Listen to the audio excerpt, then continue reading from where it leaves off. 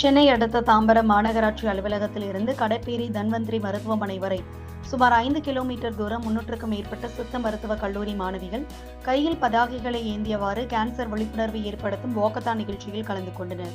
ஒவ்வொரு நோயாளிகளுக்கும் விழிப்புணர்வு ஏற்படுத்துவதற்கு என குறிப்பிட்ட நாட்களை தேர்வு செய்து இதுபோன்று விழிப்புணர்வு ஏற்படுத்தி வருகிறார்கள். கேன்சரை பொறுத்தவரையில் பிப்ரவரி மாதம் முழுவதும் இந்த விழிப்புணர்வு நடைபெறுகிறது.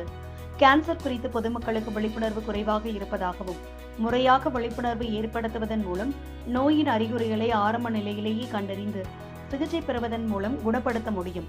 மேலும் அலோபதி முறையில் அறுவை சிகிச்சை மேற்கொண்டாலும் அதன் பிறகு ஆயுர்வேத முறையில் மருந்துகளை எடுத்துக்கொள்வதன் மூலம் பக்க விளைவுகளிலிருந்து தங்களை பாதுகாத்துக் கொள்ள முடியும். ஹீமோதெரபி போன்ற தெரப்பி சிகிச்சைகள் அதிக அளவில் மேற்கொள்ள வேண்டிய சூழ்நிலையில் இருப்பவர்கள் அதனுடன் சேர்த்து ஆயுர்வேத முறையையும் பின்பற்றலாம் என சித்த மருத்துவ வனிதா முரளிகுமார் தெரிவித்தார்.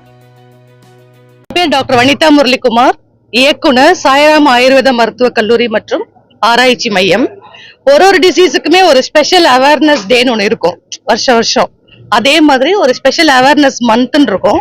இந்த மந்த் பிப்ரவரி மந்த் பர்டிகுலர்லி இது வந்து கேன்சர் அவேர்னஸ் மந்த்.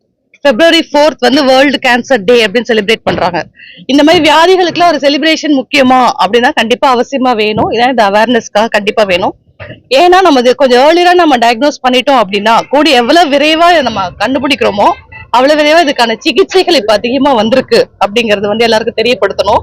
அதுக்கான அவேர்னஸ் தான் இது. எங்களுடைய ஆயுர்வேத மருத்துவக் கல்லூரியிலிருந்து கிட்டத்தட்ட 350 மாணவர்கள், மாணவியர்கள் மற்றும் இங்க வந்து டீச் பண்ணிட்டு இருக்க டீச்சிங் ஸ்டாஃப், நான் டீச்சிங் ஸ்டாஃப் எல்லாரும் சேர்ந்து தாம்பரம் கார்பரேஷன் ஆபீஸ்ல இருந்து இங்க தன்வந்தரி ஆயுர்வேத மருத்துவமனை வரைக்கும் நடந்தே வந்திருக்காங்க இந்த விழிப்புணர்வை ஏற்படுத்துறதுக்காக.